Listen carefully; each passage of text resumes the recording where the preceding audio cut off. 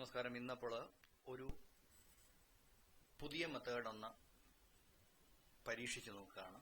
നമ്മളിനി നെക്സ്റ്റ് പറയാൻ പോകുന്ന പോയിന്റ് AVR RISC ആർക്കിടെക്ചറാണ്. അതിനെപ്പറ്റി കഴിഞ്ഞ ദിവസം പറഞ്ഞിരുന്നു. RISC എന്ന architecture CISC and RISC complex instruction set computing and reduced instruction set computing രണ്ട് കൺസെപ്റ്റുകളുണ്ട്.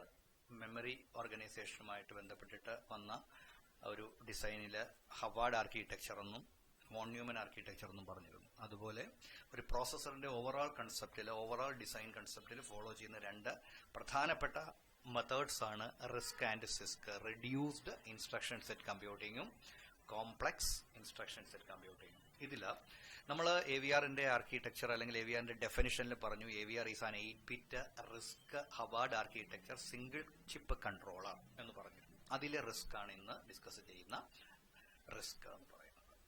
അപ്പോൾ ഈ RISC ആർക്കിടെക്ചർ വളരെയേറെ പ്രാധാന്യമുള്ളതാണ്, വളരെയേറെ ഫീച്ചേഴ്സ് ഉള്ളതാണ്. അതിന്റെ ഏറ്റവും പ്രധാനപ്പെട്ട ഒരു കാര്യം കഴിഞ്ഞ ദിവസം പറഞ്ഞിരുന്നു. RISCിനകത്ത് ഇൻസ്ട്രക്ഷനുകളുടെ എണ്ണം കുറവാണ്, മാത്രമല്ല ഒരു ഇൻസ്ട്രക്ഷൻ ചെയ്യുന്ന ജോലിയും കുറവാണ് എന്ന് പറഞ്ഞിരുന്നു. അതായത് RISCിനെ നമ്മൾ അനലൈസ് ചെയ്യുമ്പോൾ പറയുന്ന ഒരു പ്രധാനപ്പെട്ട കാര്യം എന്ന് പറയുന്നത് in reduced instruction set computing. The term reduced refers the amount of work to be done for any single instruction is reduced. ഒരു ഇൻസ്ട്രക്ഷന് വേണ്ടി ചെയ്യുന്ന ജോലി ചെറുതാക്കുന്നു. ഒരു ഇൻസ്ട്രക്ഷന് വേണ്ടി ചെയ്യുന്ന ജോലി ചെറുതാക്കുക എന്ന് പറയുമ്പോൾ ഒരു ഇൻസ്ട്രക്ഷൻ പെർഫോം ചെയ്യാൻ എടുക്കുന്ന കോംപ്ലക്സിറ്റി കുറയുന്നു, അതുവഴി പെർഫോമൻസ് കൂടുന്നു. അതാണ് RISCിന്റെ അഡ്വാൻറ്റേജ്. നമ്മൾ കഴിഞ്ഞ ദിവസം പറഞ്ഞിരുന്നു RISCിനകത്ത് വരുമ്പോൾ ഇൻസ്ട്രക്ഷനുകളുടെ എണ്ണത്തിൽ കുറവുണ്ടാവും, പെർഫോമൻസ് കൂടും എന്നൊക്കെ പറഞ്ഞിരുന്നു. അപ്പോൾ ആ RISC എന്നതിന് അങ്ങനെ ഒരു മീനിങ് ഉണ്ട്. മാത്രമല്ല ഇൻസ്ട്രക്ഷനുകളുടെ എണ്ണം കുറഞ്ഞു എന്നൊരു മീനിങ് ഉണ്ട്. അതുകൊണ്ട് കിട്ടുന്ന ഒരു അഡ്വാൻറ്റേജ് എന്ന് പറയുന്നത് ചിപ്പിന്റെ ഇന്റേണൽ സർക്യൂട്ട് കോംപ്ലക്സിറ്റി റിഡ്യൂസ് ചെയ്യപ്പെടുന്നു. ഇന്റേണൽ സർക്യൂട്ടിന്റെ കോംപ്ലക്സിറ്റി റിഡ്യൂസ് ചെയ്യപ്പെടുമ്പോൾ പെർഫോമൻസ് കൂടുകയാണ് ചെയ്യുക. പെർഫോമൻസ് കൂടുക എന്ന് പറഞ്ഞു കഴിഞ്ഞാൽ നമ്പർ ഓഫ് ട്രാൻസിസ്റ്റേഴ്സ് ഉള്ളിലുള്ളത് കുറയുന്നു. അപ്പോൾ സ്വാഭാവികമായിട്ടും ഉള്ളിലുള്ള സ്വിച്ചിങ്ങിന്റെ സ്പീഡ് കൂടുന്നു, പെർഫോമൻസ് കൂടുന്നു, ലോസസ് കുറയുന്നു, സർക്യൂട്ട് ലോസസ് കുറയുന്നു, കണക്ഷൻസ് കുറയുന്നു. അപ്പോൾ ഓവറോൾ പെർഫോമൻസ് കൂടുകയാണ് ചെയ്യുക. അപ്പോൾ അങ്ങനെ ഒരു അഡ്വാൻറ്റേജ് RISCിനുണ്ട്. എങ്കിലും നമ്മൾ ജനറലി RISC എന്ന ഫീച്ചർ അല്ലെങ്കിൽ RISC എന്ന ആർക്കിടെക്ചറിന്റെ പ്രധാനപ്പെട്ട ചില ഫീച്ചറുകളൊന്ന് ഡിസ്കസ് ചെയ്ത് പോവുകയാണ്. ഒരു 7 പോയിന്റുകളുണ്ട്. 7 പോയിന്റുകൾ ആക്ച്വലി പരീക്ഷയുടെ കാര്യത്തിൽ പറയുകയാണെങ്കിൽ പരീക്ഷയ്ക്ക് ചോദിക്കുന്ന ഒരു ചോദ്യമായിട്ട് വേണമെങ്കിൽ പറയാം. 6 മുതൽ 10 വരെ മാർക്കിന് സാധ്യതയുള്ള ഒരു ചോദ്യമാണ്. പലതവണ റിപ്പീറ്റ് ചെയ്ത് ചോദിച്ചിട്ടുള്ളതാണ്. അതുകൂടാതെ ഈ ഫീച്ചറുകൾ അറിയുക വഴി നമ്മളെ സംബന്ധിച്ചിടത്തോളം RISCിന്റെ ഒരു നേച്ചർ എന്താണ് എന്ന് വെച്ചാൽ നമ്മൾ പഠിക്കുന്ന AVR കൺട്രോളറിന്റെ ഒരു ബിഹേവിയർ എന്താണെന്ന് കുറച്ചും കൂടെ ഒന്ന് അനലൈസ് ചെയ്യാൻ പറ്റും. ഇതാണ് ആ 7 പോയിന്റുകൾ. RISCിന്റെ features: fixed instruction size, large number of registers, small instruction set, more single clock instructions, separate buses for RAM and ROM, hardwired instructions, load or store logic execution. ഇങ്ങനെ 7 പോയിന്റുകൾ. ഇതിൽ ഓരോ പോയിന്റുകളായിട്ട് പറഞ്ഞു പോവാം. ഒന്നാമത്തെ point fixed instruction size. Instruction size എന്ന് ഉദ്ദേശിക്കുന്നത് ഒരു ഇൻസ്ട്രക്ഷന്റെ വലിപ്പം. സൈസ് എന്ന് വെച്ചാൽ അക്ഷരങ്ങളുടെ എണ്ണമല്ല യഥാർത്ഥത്തിൽ ഇൻസ്ട്രക്ഷൻ സൈസ് എന്നതുകൊണ്ട് മീൻ ചെയ്യുന്നത്. ഒരു ഇൻസ്ട്രക്ഷൻ എന്ന് പറയുമ്പോൾ നമ്മളെ സംബന്ധിച്ചിടത്തോളം ആഡ് അല്ലെങ്കിൽ മൂവ് അല്ലെങ്കിൽ സബ് എന്നൊക്കെ പറയുന്ന ഇൻസ്ട്രക്ഷൻസ് ആണ്. പക്ഷെ അത് കുറച്ച് ഇംഗ്ലീഷ് ആൽഫബറ്റ്സ് ചേർത്തുണ്ടാക്കിയ ഒരു കോഡാണ്. ആ കോഡ് യൂസർ ഫ്രണ്ട്ലി ആയ ഒരു കോഡാണ്, ഒരിക്കലും മെഷീന്റെ കോഡ് അതല്ല. മെഷീന്റെ കോഡ് ആ പർട്ടിക്കുലർ ആൽഫബറ്റ്സിനെ അല്ലെ ആൽഫബറ്റുകളുടെ ഒരു ഗ്രൂപ്പിനെ റെപ്രസെന്റ് ചെയ്യുന്ന വേറൊരു ബൈനറി സ്ട്രീമിലുള്ള കോഡ് ഉണ്ടാവും. അതാണ് ആക്ച്വൽ ഇൻസ്ട്രക്ഷൻ കോഡ് എന്ന് പറയുന്നത്. ആ ഇൻസ്ട്രക്ഷൻ കോഡ് നമുക്ക് മനസ്സിലാക്കി വെക്കാൻ അല്ലെങ്കിൽ ഓർത്തിരിക്കാനുള്ള ഒരു ഇൻകൺവീനിയൻസ് കൊണ്ടാണ് യൂസർ ഫ്രണ്ട്ലി ആക്കാൻ വേണ്ടി നമ്മളുടെ ലാംഗ്വേജിൽ ഹൈ ലെവൽ ലാംഗ്വേജിൽ നമുക്ക് ഒരു ഇൻസ്ട്രക്ഷൻ തരുന്നത്. ഇൻ ബിറ്റ്വീൻ നമ്മുടെ ഈ പറയുന്ന ആൽഫബറ്റിലുള്ള ഇൻസ്ട്രക്ഷനും മെഷീനും ഇടയ്ക്ക് ഒരു സോഫ്റ്റ്വെയർ യൂട്ടിലിറ്റി ഇതിന്റെ കൺവേർഷൻ നടത്തുന്നുണ്ട്. അങ്ങനെയാണ് പ്രോഗ്രാമിംഗ് സൈഡിൽ സംഭവിക്കുന്ന കാര്യം. അപ്പോൾ ഇൻസ്ട്രക്ഷൻ സൈസ് എന്ന് ഉദ്ദേശിക്കുന്നത് the binary length or size of an instruction ആണ്. ഒരിക്കലും നമ്മൾ പറയുന്ന ആഡ്, സബ് എന്നൊക്കെ പറയുന്ന ഇംഗ്ലീഷ് അക്ഷരങ്ങളുടെ വലിപ്പമല്ല, ബൈനറി ലെങ്ത് ആണ്. അത് ചിലപ്പോൾ ചെയ്യുന്ന ആക്ടിവിറ്റിയെ ഡിപ്പെൻഡ് ചെയ്തിട്ട് ആ ബൈനറി സ്ട്രീമിൻ്റെ ലെങ്ത് ചിലപ്പോൾ 8 ബിറ്റ് ആവാം, ചിലപ്പോൾ 6 ബിറ്റ് ആവാം, ചിലപ്പോൾ 16 ബിറ്റ് ആവാം, ചിലപ്പോൾ 20 ബിറ്റ് ആവാം. അങ്ങനെ പലതരത്തിൽ വ്യത്യാസപ്പെട്ടിരിക്കാം. അപ്പോൾ ഇൻസ്ട്രക്ഷനെ റെപ്രസെന്റ് ചെയ്യുന്ന കോഡിന്റെ സൈസ് വ്യത്യാസപ്പെട്ടിരിക്കുമ്പോൾ ഉള്ളൊരു കുഴപ്പമെന്ന് പറയുന്നത് ആ കോഡുകൾ ഉപയോഗിച്ച് ഇന്റേണൽ ആക്ടിവിറ്റി പെർഫോം ചെയ്യുമ്പോൾ സ്വാഭാവികമായിട്ടും അതിനുവേണ്ടി ഇന്റേണൽ സർക്യൂട്ടറി കൺസ്യൂം ചെയ്യുന്ന സമയത്തിലും വ്യത്യാസം ഉണ്ടാവും. ഫോർ എക്സാമ്പിൾ, ഇന്റൽ 8051 പോലെയുള്ള മൈക്രോ കൺട്രോളറിന്റെ കേസിൽ പറയാറുണ്ട്, ഒരു ഇൻസ്ട്രക്ഷൻ എന്ന് പറയുന്നത് may be 1, 2 or even 3 bytes. ഒരു ഇൻസ്ട്രക്ഷൻ ചിലപ്പോൾ 1 ബൈറ്റ് ആവാം, 2 ബൈറ്റ് ആവാം, അല്ലെങ്കിൽ 3 ബൈറ്റ് ആവാം. ഈ 1 ബൈറ്റ്, 2 ബൈറ്റ് അല്ലെങ്കിൽ 3 ബൈറ്റ് എന്ന് പറഞ്ഞു കഴിഞ്ഞാൽ 8 ബിറ്റ്, 16 ബിറ്റ്, 24 ബിറ്റ്, പല വലിപ്പമാണ്. ഈ വലിപ്പത്തിലുള്ള ഒരു കോഡ് കിട്ടിക്കഴിയുമ്പോൾ അകത്ത് ഒരു ആക്ടിവിറ്റി പെർഫോം ചെയ്യാനായിട്ട് ആ ചിപ്പിനെ സംബന്ധിച്ചിടത്തോളം 1 ബൈറ്റ് ഉള്ള ഒരു ഇൻസ്ട്രക്ഷന് വേണ്ടി എടുക്കുന്ന സർക്യൂട്ടോ അതിനുള്ള സമയവുമായിരിക്കത്തില്ല 2 ബൈറ്റിന് വേണ്ടി എടുക്കുക, അതായിരിക്കത്തില്ല 3 ബൈറ്റിന് വേണ്ടി എടുക്കുക. അപ്പോൾ സ്വാഭാവികമായിട്ടും ഈ സൈസ് മാറുമ്പോൾ ഇതിന് എക്സിക്യൂട്ട് ചെയ്യാൻ എടുക്കുന്ന സമയം മാറും, സ്വാഭാവികമായിട്ടും പെർഫോമൻസിൽ വേരിയേഷൻ വരും.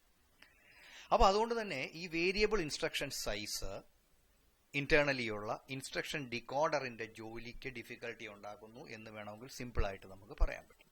അപ്പോൾ പഴയ 8051 പോലെയുള്ള കൺട്രോളേഴ്സിൻ്റെയൊക്കെ ഒരു ബേസിക് ബിഹേവിയർ അതായിരുന്നു എന്നുണ്ടെങ്കിൽ റിസ്ക് ആർക്കിടെക്ചറിൽ AVR കൺട്രോളർ പോലെയുള്ള കൺട്രോളേഴ്സിലേക്ക് വന്നപ്പോൾ ഇൻസ്ട്രക്ഷനുകളുടെ എല്ലാം സൈസ് യൂണിഫോം ആക്കി.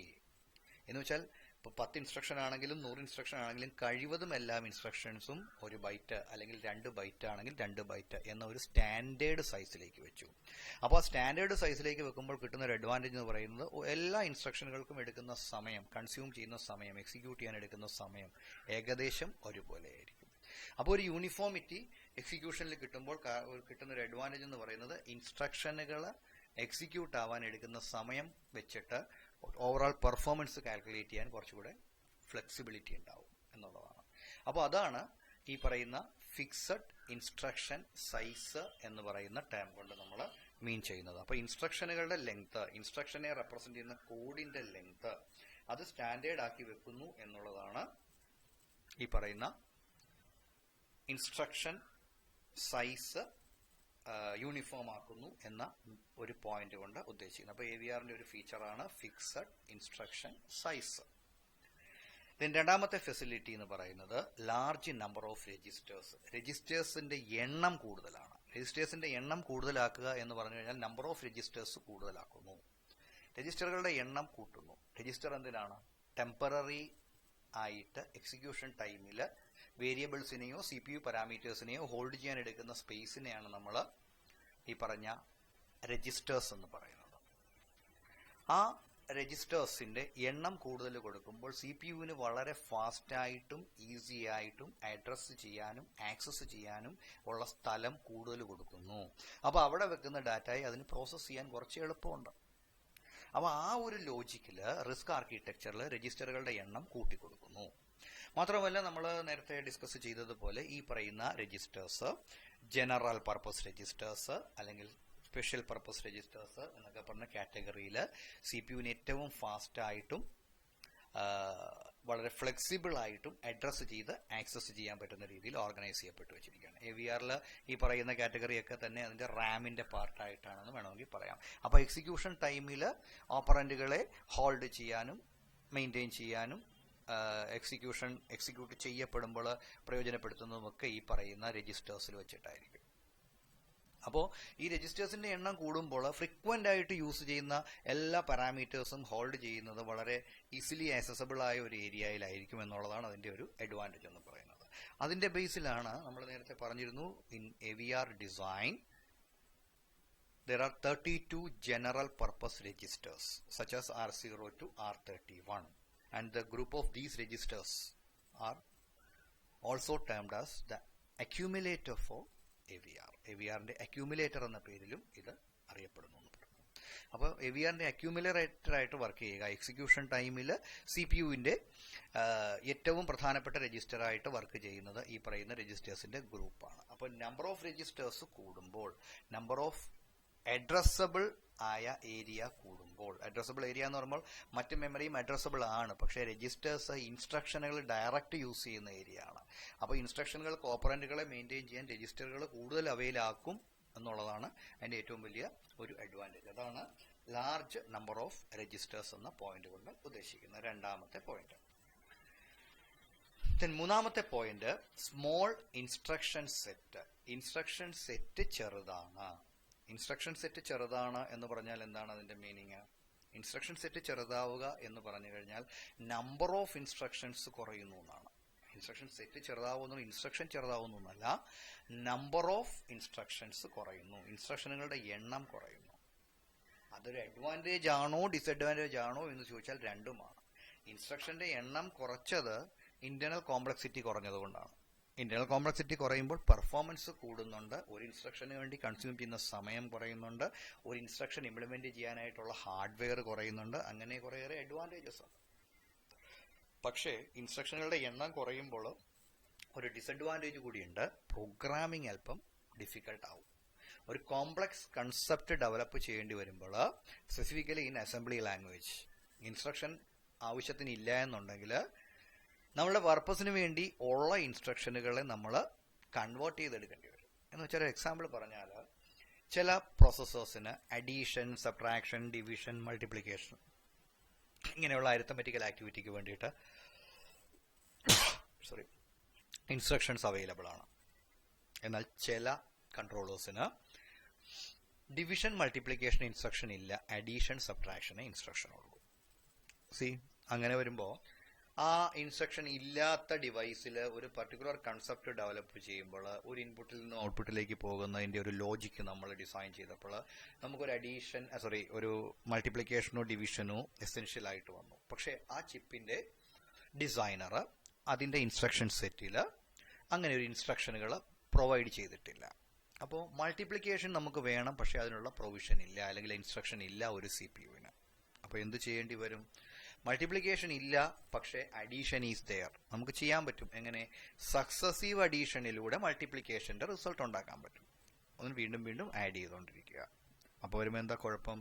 പ്രോഗ്രാം എഴുതുമ്പോൾ മൾട്ടിപ്ലൈ ചെയ്യുന്നതിന് പകരം എത്ര തവണയാണോ മൾട്ടിപ്ലൈ ചെയ്യേണ്ടത് അതിനെ ഡിപ്പെൻഡ് ചെയ്തുകൊണ്ട് അത്രയും തവണ റിപ്പീറ്റഡ് ആയിട്ട് അഡീഷൻ നടത്തണം.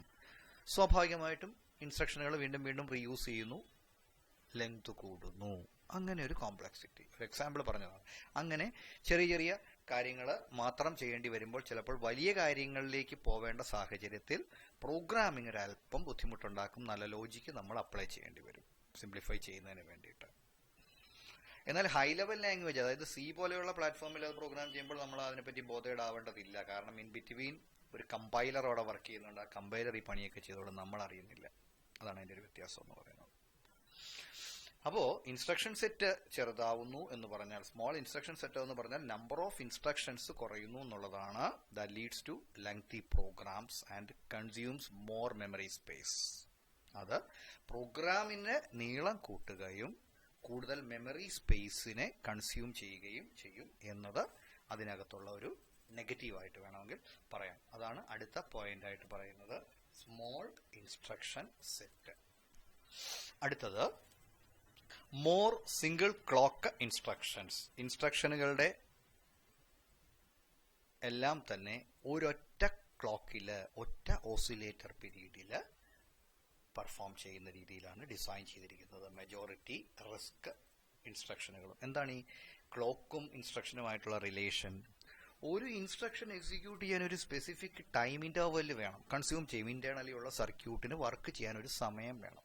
അതിന് നമ്മൾ സാധാരണ ക്ലോക്ക് പൾസുകളെയാണ് അതിനെ മെഷർ ചെയ്യാനായിട്ട് അസൈൻ ചെയ്യുക. ഒരു ഓസിലേറ്റർ പീരീഡ് എന്ന് പറഞ്ഞാൽ ഒരു ക്ലോക്കിന്റെ, ഒരു സ്ക്വയർ വേവിന്റെ ഓൺ ടൈമും ഓഫ് ടൈമും ചേരുന്നതാണ് ഒരു ഓസിലേറ്റർ പീരീഡ്. ആ ഒരു ഓസിലേറ്റർ പീരീഡിന്റെ, ഒരു ക്ലോക്ക് പീരീഡിന്റെ കണക്ക് വെച്ചിട്ടായിരിക്കും ഇൻസ്ട്രക്ഷനുകൾ എക്സിക്യൂട്ട് ചെയ്യുന്ന സമയം കണക്കാക്കുക. അപ്പോൾ ഇവിടെ പറയുന്നു, ഈ റിസ്ക് ഡിസൈനിൽ മോർ സിംഗിൾ ക്ലോക്ക് ഇൻസ്ട്രക്ഷനുകളെല്ലാം തന്നെ സിംഗിൾ ക്ലോക്ക് ആണ് എന്ന് പറഞ്ഞാൽ അതിന്റെ അർത്ഥം എല്ലാം എന്നല്ല, മോർ എന്നാണ് പറഞ്ഞത്. എന്ന് വെച്ചാൽ about 95% instructions R single clock instructions in risk design. ഏകദേശം 95% ഇൻസ്ട്രക്ഷനുകളും സിംഗിൾ ക്ലോക്ക് ഇൻസ്ട്രക്ഷനാണ് എന്ന് വെച്ചാൽ an instruction requires only single oscillator period, 1 clock period for execution. ഒറ്റ ഓൺ ഓഫ് പീരീഡ് കൊണ്ട് എക്സിക്യൂട്ട് ചെയ്യുന്ന രീതിയിലാണ് മജോറിറ്റി ഇൻസ്ട്രക്ഷനും അസൈൻ ചെയ്തിരിക്കുന്നത്. അപ്പോൾ ഏകദേശം എല്ലാ ഇൻസ്ട്രക്ഷനുകൾക്കും ഏകദേശം ഒരേ സമയമാണെന്ന് പറയാം. ഇതിന്റെ ഒരു കമ്പാരിസൺ പറയുകയാണെങ്കിൽ ഇന്റൽ 8051 പോലെയുള്ള മൈക്രോ കൺട്രോളേഴ്സിൽ 12 ഓസിലേറ്റർ പീരീഡ് വേണം ഒരു ഇൻസ്ട്രക്ഷൻ എക്സിക്യൂട്ട് ചെയ്യാനായിട്ട്. 12 ഓസിലേറ്റർ പീരീഡ്, 12 ഓസിലേറ്റർ പീരീഡ്സ്, ചിലപ്പോൾ അതിൽ കൂടുതലും വരും. അപ്പോൾ 12 oscillator period, 12 on of period കൊണ്ടാണ് ഒരു ഇൻസ്ട്രക്ഷൻ എക്സിക്യൂട്ട് ചെയ്യുന്നതെന്നുണ്ടെങ്കിൽ ഇവിടെ പറയുന്നു AVR RISC design single instruction requires only single clock period, ഒറ്റ ഓസിലേറ്റർ പീരീഡിൽ എക്സിക്യൂട്ട് ആവും. അപ്പോൾ 12ൽ 1 മതി. അത്രയും പെർഫോമൻസ് ഇൻക്രീസ് ആയി എന്നുള്ളതാണ് അതിൻ്റെ അഡ്വാൻറ്റേജ്. അപ്പോൾ മജോറിറ്റി ഇൻസ്ട്രക്ഷൻസും അത്രയും സമയം എടുക്കുന്നുള്ളൂ എന്നുണ്ടെങ്കിൽ സ്വാഭാവികമായിട്ടും പെർഫോമൻസ് വളരെ കൂടും. ഇപ്പോൾ ഒരു 8051-ന് 12 ഓസിലേറ്റർ പീരീഡ് കൊണ്ട് 5 ഇൻസ്ട്രക്ഷൻ എക്സിക്യൂട്ട് ചെയ്യണമെന്നുണ്ടെങ്കിൽ ഏകദേശം 60 ഓസിലേറ്റർ പീരീഡ് വേണം. നേരെ മറിച്ച് ഒരു AVR-ൽ ഈ പറയുന്ന കൺസെപ്റ്റിലാണെങ്കിൽ 5 ഓസിലേറ്റർ പീരീഡ് മതി. അവിടെ 60 ഓസിലേറ്റർ പീരീഡ് കൊണ്ട് ചെയ്യുന്നത് ഇവിടെ 5 ഓസിലേറ്റർ പീരീഡ് കൊണ്ട് ചെയ്യുന്നു. 5 ഇൻസ്ട്രക്ഷൻസ് എന്ന് പറയുമ്പോൾ പെർഫോമൻസ് അത്രത്തോളം ഇൻക്രീസ് ആയി എന്ന് പറയാം. അതാണ് സിംഗിൾ ക്ലോക്ക് ഇൻസ്ട്രക്ഷൻസ് വരുമ്പോൾ ഉള്ള ഗുണമെന്ന് പറയുന്നത്. അപ്പോൾ ഇവിടെ പക്ഷെ ഒന്ന് ശ്രദ്ധിക്കുക, 95%, 95% instructions R single clock instructions. The 5% remaining instructions may consume 2 or more clock cycles. Remaining balance ഉള്ള 5% ഇൻസ്ട്രക്ഷനുകൾ ചിലപ്പോൾ 2 അതിലേറെയോ ക്ലോക്കിനെ എടുത്തുന്നിരിക്കും. കാരണം നേച്ചർ ഓഫ് ഓപ്പറേഷൻ വെച്ചിട്ട് എല്ലാ ഇൻസ്ട്രക്ഷനും ഒരു സ്റ്റാൻഡേർഡ് ടൈമിൽ തീർക്കുക ബുദ്ധിമുട്ടാണ്. ചിലപ്പോൾ ജമ്പ് ഉണ്ടാവാം, കോൾ ഉണ്ടാവാം. അങ്ങനെയുള്ള ഇൻസ്ട്രക്ഷനൊക്കെ വരുമ്പോൾ എന്ത് ചെയ്യണം, ഒരു ലൊക്കേഷനിൽ നിന്നും വേറൊരു ലൊക്കേഷനിൽ പോയിട്ട് അവിടെ ചെന്നൊരു ആക്ടിവിറ്റിയൊക്കെ പെർഫോം ചെയ്യേണ്ടി വരും. അപ്പോൾ ഒരു കാര്യം ചെയ്യാൻ ചിലപ്പോൾ 2-3 സ്റ്റേജസ് കടന്നു പോകേണ്ടി വരും. അത്തരം സാഹചര്യങ്ങളിൽ മോർ ദാൻ 1 ഓസിലേറ്റർ പീരീഡ് ചിലപ്പോൾ അത് എടുത്തു വന്നിരിക്കാം. അതുകൊണ്ടാണ് ഏകദേശം 95% സിംഗിൾ ക്ലോക്കാണ്, ഒരു 5% അതിൽ കൂടുതൽ എടുക്കുന്നതാണെന്നുണ്ട് വേണമെങ്കിൽ പറയാം. എന്നാൽ പോലും സിംഗിൾ ക്ലോക്ക് ഇൻസ്ട്രക്ഷന്റെ കൺസെപ്റ്റ് വെച്ചിട്ട് പറയുമ്പോൾ ഇത് കൂടുതൽ പെർഫോമൻസ് തരുന്നു എന്നത് നമുക്ക് ഉറപ്പിക്കാൻ പറ്റും. അപ്പോൾ അടുത്ത പോയിന്റ് അതാണ്. അടുത്തത് separate buses for RAM and ROM. Separate buses for RAM and ROM എന്ന് വെച്ചാൽ റാം ഡാറ്റാ മെമ്മറിയാണ്, റോം പ്രോഗ്രാം മെമ്മറിയാണ്. ഡാറ്റാ മെമ്മറിക്കും പ്രോഗ്രാം മെമ്മറിക്കും സെപ്പറേറ്റ് ബസ്, അതിനെയാണ് നമ്മൾ എന്ത് വിളിക്കുക, ഹവാർഡ് ആർക്കിടെക്ചർ. അപ്പോൾ റിസ്കിന്റെ ഒരു ഫീച്ചറാണ് ഈ പറയുന്ന separate bus for data and program. അപ്പോൾ ഇങ്ങനെ ചെയ്യുമ്പോൾ അവിടെ എന്താണ് അതിന് കിട്ടുന്ന ഒരു അഡ്വാൻറ്റേജ് എന്ന് പറയുന്നത്, ഇതാണ് അതിൻ്റെ ആ കൺസെപ്റ്റ്. ആ കൺസെപ്റ്റിൽ CPU-ൽ നിന്നും പ്രോഗ്രാം മെമ്മറിക്ക് വേണ്ടിയിട്ടൊരു ബസ്സും ഡാറ്റ മെമ്മറിക്ക് വേണ്ടിയിട്ട് വേറൊരു ബസ്സും കൊടുക്കുന്നു. അങ്ങനെ കൊടുക്കുമ്പോൾ പ്രോഗ്രാം മെമ്മറിയിൽ നിന്നും പ്രോഗ്രാം കോഡുകളെ എടുക്കാൻ ഒരു ബസ്, അതിന് വേണമെങ്കിൽ പ്രോഗ്രാം മെമ്മറി ഡാറ്റാ ബസ് എന്ന് വിളിക്കാം. പ്രോഗ്രാം മെമ്മറിയിലുള്ള ഡാറ്റ അല്ലെങ്കിൽ പ്രോഗ്രാം മെമ്മറിയിലുള്ള കോഡുകളെ ഹോൾഡ് ചെയ്യുന്ന, അങ്ങോട്ടും ഇങ്ങോട്ടും കൊണ്ടുപോകാൻ ഉപയോഗിക്കുന്ന ഒരു ബസ്. പിന്നെയോ പ്രോഗ്രാം മെമ്മറിയിലുള്ള ആ കോഡ് ഇരിക്കുന്ന സ്പെസിഫിക് ലൊക്കേഷനെ അഡ്രസ്സ് ചെയ്യുന്ന അഡ്രസ്. ആ ഒരു കണക്കിൽ പ്രോഗ്രാം മെമ്മറി ഡാറ്റാ ബസ്സും പ്രോഗ്രാം മെമ്മറി അഡ്രസ് ബസ്സും. അതുപോലെ തന്നെ ഡാറ്റാ മെമ്മറിയിൽ ഇരിക്കുന്ന ഡാറ്റയെ കൊണ്ടുപോകാൻ ഒരു ഡാറ്റാ ബസ് വേണം, ഡാറ്റാ മെമ്മറിയുടെ സ്പെസിഫിക് ലൊക്കേഷനെ അഡ്രസ് ചെയ്യാൻ ഒരു അഡ്രസ് ബസ് വേണം. സോ അവിടെ പറയുന്നു data memory data bus and data memory address bus എന്ന് വെച്ചാൽ നമുക്ക് കുറച്ചും കൂടെ വ്യക്തമായിട്ട് പറഞ്ഞാൽ a set of data bus to carry the operands and A set of address bus to access the operands. ഓപ്പറന്റുകളെ ആക്സസ് ചെയ്യാനായിട്ടൊരു ബസ്, ഓപ്പറന്റുകളെ ക്യാരി ചെയ്യാനൊരു ബസ്. സിമിലർ ആയിട്ട് set of data bus to carry the opcodes and set of address bus to access the opcodes. Opcode എന്താണ്? Instruction കോഡുകളെയാണ് opcode എന്ന് വിളിക്കുക.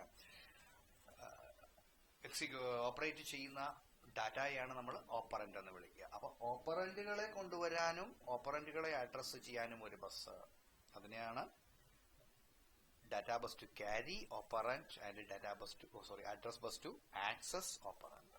അതുപോലെ തന്നെ data bus to carry opcode and address bus to access the opcode. അതിനെ access ചെയ്യാനും അതുപോലെ തന്നെ അതിനെ മൂവ് ചെയ്യിക്കാനും ഒരു ബസ്. അങ്ങനെ പ്രോഗ്രാം മെമ്മറി ഡാറ്റാ ബസ്സും പ്രോഗ്രാം മെമ്മറി അഡ്രസ് ബസ്സും ഡാറ്റാ മെമ്മറി ഡാറ്റാ ബസ്സും ഡാറ്റാ മെമ്മറി അഡ്രസ് ബസ്സും. അങ്ങനെ ഒരു 4 പോയിന്റ്, പ്രധാനപ്പെട്ട 5 പോയിന്റുകളാണ് ഞാൻ പറഞ്ഞത്. 2 പോയിന്റുകൾ കൂടിയുണ്ട്. അതിലേക്ക് പോകുന്നതിന് മുമ്പ് അത് കുറച്ചുകൂടെ ഡീറ്റെയിൽ ചെയ്ത് പറയേണ്ട 2 പോയിന്റുകളാണ്. അപ്പോൾ ഇതൊന്നുകൂടെ ഒന്ന് റീകോൾ ചെയ്യാം. ഫിക്സഡ് ഇൻസ്ട്രക്ഷൻ സൈസ്, അതായത് ഇൻസ്ട്രക്ഷനുകളുടെ എണ്ണം 1, 2, 3 ബൈറ്റിന് പകരം ഒരൊറ്റ സൈസിലേക്ക് അസൈൻ ചെയ്ത് വെക്കുന്നു, അതിന്റെ അഡ്വാൻറ്റേജ്.